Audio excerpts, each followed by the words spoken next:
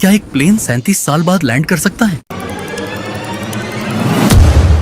सुनिए फ्लाइट 914 की रहस्यमयी कहानी। क्या आपने कभी सोचा है कि कोई प्लेन अचानक 37 सालों तक गायब रहे और फिर एक दिन आसमान से लौट आए? क्या फ्लाइट 914 वाकई 1955 में गायब हुई थी और 1992 में वापस लौटी? अगर हाँ, तो इतने सालों तक वो फ्लाइट आखिर थी कहाँ? उसमें बैठे मुसाफिर जिंदा कैसे बचे? क्या ये टाइम ट्रैवल था, कोई एक्सपेरिमेंट, या फिर एक बहुत बड़ा राज? इस वीडियो में हम खोलेंगे फ्लाइट 914 के उस रहस्य का दरवाजा जो आज तक लोगों के दिलों दिमाग में सवाल बनकर गूंज रहा है। सच क्या है और अफवाह क्या? जानिए वो कहानी जिसने पूरी दुनिया को हैरान कर दिया। तो वीडियो को आखिर तक जरूर देखें, क्योंकि ये महज एक प्लेन की कहानी नहीं, बल्कि वक्त को चीरते हुए लौटे एक रहस्य की दास्तान है। इसी तरह की और रहस्यमयी जानकारी प्राप्त करने के लिए हमारे चैनल ट्रू हिस्ट्री को आज ही सब्सक्राइब करें और बेल आइकॉन को प्रेस करें। मौसम साफ था, हवा शांत थी और सब कुछ बिल्कुल सामान्य। टेक ऑफ के बाद सब कुछ योजना के अनुसार चल रहा था, लेकिन अचानक 1 घंटे 45 मिनट बाद विमान रेडार से ऐसे गायब हुआ जैसे उसने खुद को आसमान से मिटा लिया हो। ना कोई चेतावनी, ना कोई मैसेज, ना ही कोई emergency signal. Florida air traffic control एक पल में स्तब्ध हो गया। हर सेकंड की उम्मीद टूट रही थी। चारों ओर हड़कंप मच गया। समुद्र पर गश्ती जहाज भेजे गए, नौसेना और कोस्ट गार्ड सक्रिय हो गए, लेकिन विमान जैसे हवा में घुल गया हो। न मलबा, न ईंधन की बूंद, न कोई धातु का टुकड़ा, जैसे कभी कोई फ्लाइट थी ही नहीं। कुछ दिनों बाद अखबारों की सुर्खियां चिल्ला उठीं, vanished in sky, flight 914 mystery. 10 दिन बाद जब हर उम्मीद दम तोड़ चुकी थी, विमान को मिसिंग घोषित कर दिया गया। परिवारों को सूचना दी गई कि अब लौटकर कोई नहीं आएगा। किसी ने रोकर विदाई दी, किसी ने प्रतीक्षा छोड़ दी, और इस तरह केस फाइल्स में एक और रहस्यमयी हादसा दफन हो गया। Presumed crash, no survivors, case closed. लेकिन क्या वाकई यह केस बंद हो गया था? क्योंकि 37 साल बाद एक झटका दुनिया को फिर से हिला गया। 1992 वेनेजुएला। एक एयर ट्रैफिक कंट्रोल ऑपरेटर की निगाहें अचानक एक पुराने मॉडल के विमान पर जा टिकती हैं, जो बिना किसी पूर्व सूचना के लैंडिंग गियर नीचे करता है। जब वह ग्राउंड से संपर्क करता है तो उसके रोंगटे खड़े हो जाते हैं। पायलट खुद को कैप्टन मिगुएल विक्टर बता रहा है और फ्लाइट नंबर वही पैन एम 914। वो विमान जो 1955 में गायब हुआ था, समय की रेखा को चीरते हुए 37 साल बाद प्रकट हो गया था। बिना बदले, बिना उम्र के असर के, जैसे वक्त ने उसे छुआ ही न हो। अब सवाल उठते हैं, क्या यह टाइम ट्रैवल था? क्या यह किसी बड़े पर्दे की स्क्रिप्ट थी, या फिर कोई ऐसा सच जिसे जानबूझकर दुनिया से छुपा लिया गया? आज हम उसी रहस्य की परतें खोलेंगे, तर्कों, तथ्यों और शक की रेखाओं के साथ, ताकि आप खुद तय कर सकें कि क्या हुआ था उस दिन और उस दिन के 37 साल बाद। 1992 वेनेजुएला के आसमान में एक भटका हुआ अतीत। काराकस शहर की सुबह हमेशा की तरह व्यस्त थी। सिमोन बोलिवर इंटरनेशनल एयरपोर्ट पर जहाजों का आना जाना जारी था। रनवे पर सुबह की धूप गिर रही थी और कंट्रोल रूम में सब कुछ सामान्य लग रहा था। लेकिन फिर रडार स्क्रीन पर एक साया उभरा। एक ऐसा विमान जिसकी न तो कोई पूर्व सूचना थी, न ही उसका ट्रांसपॉन्डर सिस्टम के किसी रजिस्टर में मौजूद था। रडार पर उसकी मूवमेंट, उसकी ऊंचाई, उसकी दिशा, सब कुछ वैसा लग रहा था जैसे 1950 के दशक की कोई तकनीक अचानक लौट आई हो। कंट्रोल रूम में बैठे अधिकारियों ने पहले इसे कोई पुराना मिलिट्री जहाज समझा या शायद किसी प्राइवेट कंपनी की भूल, लेकिन जब रेडियो पर उससे संपर्क किया गया तो जो आवाज मिली उसने पूरे कमरे की रूह जमा दी। This is Pan Am flight 914 requesting permission to land from New York to Miami. पल भर के लिए जैसे वक्त रुक गया हो। कंट्रोलर एक दूसरे की तरफ देखने लगे। डर और अविश्वास उनकी आंखों में साफ झलक रहा था। पैन अमेरिकन एयरलाइंस तो पिछले साल 1991 में बंद हो चुकी थी, और फ्लाइट 914 वो तो 37 साल पहले गायब हो चुकी थी, बिना किसी सुराग के। तुरंत पुराने रिकॉर्ड्स की पड़ताल शुरू हुई। कोड्स मिलाए गए, कॉल साइन चेक किया गया, और फिर जो सामने आया उसने हर संदेह को हकीकत में बदल दिया। कैप्टन का नाम मिगुएल विक्टर, वही नाम जो फ्लाइट 914 की उड़ान सूची में दर्ज था। ट्रांसपॉन्डर कोड भी वही। सब कुछ जैसे समय ने उस उड़ान को वहीं रोक दिया हो जहां से उसने विदा ली थी। एयरपोर्ट प्रशासन तुरंत हरकत में आया। सुरक्षा बलों को तैनात किया गया, मेडिकल स्टाफ को बुलाया गया इमिग्रेशन टीमें अलर्ट हो गईं और तभी घोषणा हुई, Pan Am flight 914 clear to land on runway 5।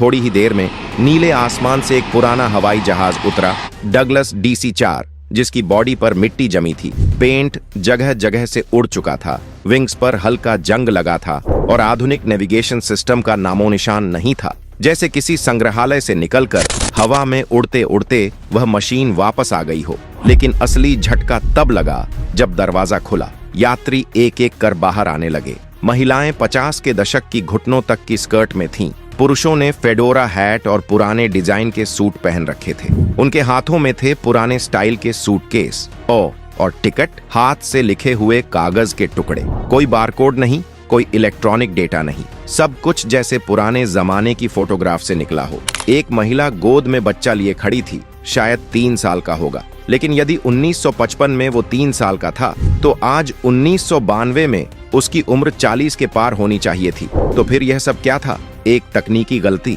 एक सोची समझी साजिश, या फिर समय की किसी दरार से फिसलकर लौट आया वह विमान? लोगों की नजरें उस पल जैसे जम गई थीं। काराकस एयरपोर्ट पर हर किसी का चेहरा हैरानी से भरा हुआ था। उस पुराने धूल सने विमान से जब यात्री बाहर निकले तो उनका चेहरा किसी भ्रमित इंसान की तरह था, जैसे वो किसी दूसरी दुनिया में उतर आए हों। घटना की शुरुआत सुबह 9:15 बजे हुई थी और कुछ ही घंटों में यह खबर मीडिया तक पहुंच गई। देखते ही देखते न्यूज चैनलों की हेडलाइंस में एक ही बात थी, सालों बाद लौटी रहस्यमयी फ्लाइट। क्या टाइम ट्रैवल हुआ है? टाइम ट्रैवलर प्लेन ने लैंडिंग की। हर जगह हड़कंप मच गया। कैमरे चमकने लगे, रिपोर्टर्स की भीड़ उमड़ पड़ी और सरकारी एजेंसियों की सक्रियता अचानक तेज हो गई। एयरपोर्ट पर इमिग्रेशन ऑफिसर हुवान दे ला कोर्ट को जांच के लिए विमान के पास भेजा गया। उसने जैसे ही पूछताछ शुरू की, पायलट ने अचानक दरवाजा बंद कर दिया और बिना किसी अनुमति या संकेत के विमान दोबारा उड़ गया। सब हैरान, स्तब्ध और डरे हुए बस आसमान की ओर देखते रह गए। वो विमान फिर कभी नहीं देखा गया। इस घटना ने पूरी दुनिया को 2 हिस्सों में बांट दिया। एक वर्ग का मानना था कि ये घटना टाइम ट्रैवल का जीवित प्रमाण है, वहीं दूसरा वर्ग इसे एक शातिर अफवाह या कल्पित कहानी मानता रहा।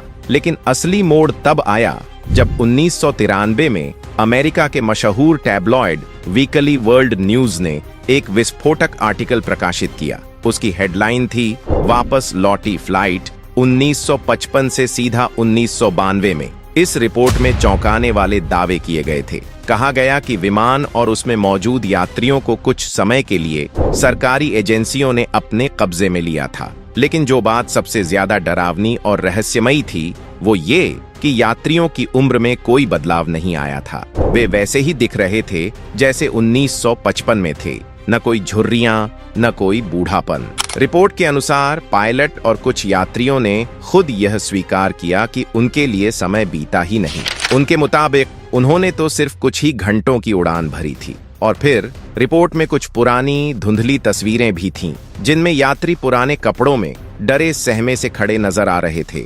रिपोर्ट में कराकस ATC ऑफिसर जुआन दे ला कोर्ट का एक इंटरव्यू भी शामिल था, जिसमें उसने कहा था, मैंने खुद रेडियो पर उस पायलट की आवाज सुनी थी। वो मिगवेल ही था, वही 1955 वाला कैप्टन। अब सवाल ये है, क्या ये सब हकीकत थी या सिर्फ कल्पना की उड़ान? क्या वाकई फ्लाइट 914 समय की दीवार चीरकर लौटी थी, या ये इंसानों की सबसे चालाक स्क्रिप्ट थी? हम न्यूयॉर्क से मियामी जा रहे थे।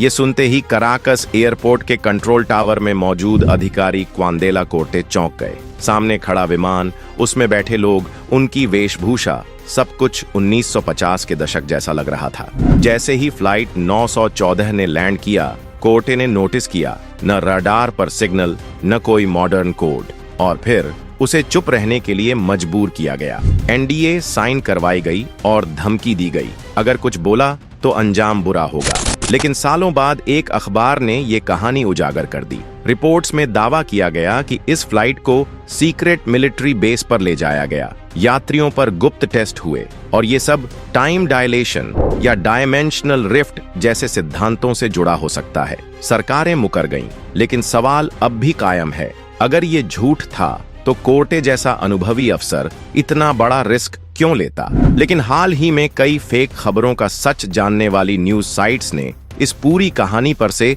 पर्दा उठाया है। उन्होंने बताया कि पैन अमेरिका का इस नंबर का कोई प्लेन नहीं था और न ही ऐसे प्लेन ने उस दिन उड़ान भरी थी। ये पूरा कारनामा 1992 में अमेरिका के किसी लोकल न्यूज एपर की कारगुजारी थी, जिसने ये फेक खबर पब्लिश की और आज तक लोग इसकी वजह से धोखा खा रहे हैं। क्या थी प्लेन की पहेली?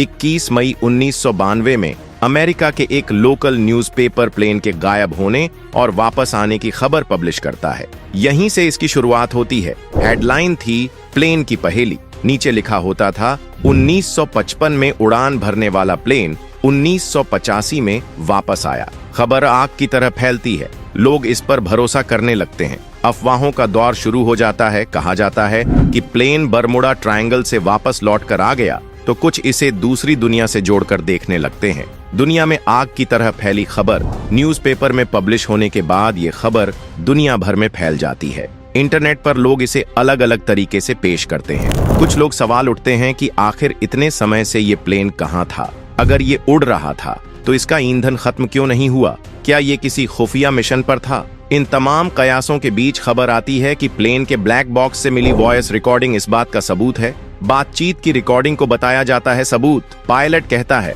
हम कहाँ हैं? एयर ट्रैफिक कंट्रोल से आवाज आती है, ये वेनेजुएला है, आप कहाँ से आए हैं? पायलट जवाब देता है, हम न्यूयॉर्क से आए हैं और ये फ्लाइट नंबर 914 है, मियामी फ्लोरिडा के लिए। कंट्रोल पैनल से आवाज आती है, तुम इतनी बड़ी गलती कैसे कर सकते हो? तुम 2000 किलोमीटर गलत कैसे आ गए? इसके बाद कंट्रोल पैनल पर बैठा शख्स डायरी चेक करता है तो पता चलता है कि जिस प्लेन का जिक्र किया जा रहा है उसने 1955 में आखिरी उड़ान भरी थी। कंट्रोल पैनल कंफ्यूजन में प्लेन को उतरने की इजाजत देता है। बताया जाता है कि जब अफसर उसकी जांच के लिए पहुंचते हैं तब तक प्लेन गायब हो जाता है। क्या है इसका सच? हालांकि इस खबर को फर्जी होने की वजह किसी भी प्रोमिनेंट न्यूज़पेपर ने पब्लिश नहीं किया। ये कहानी पूरी तरह से महज एक कल्पना थी। एक न्यूज़पेपर की गलती से ये पूरी दुनिया में फैल गई। तो क्या फ्लाइट 914 वाकई 1955 से उड़कर 1992 में आ गिरी थी, या ये सिर्फ एक अफवाह थी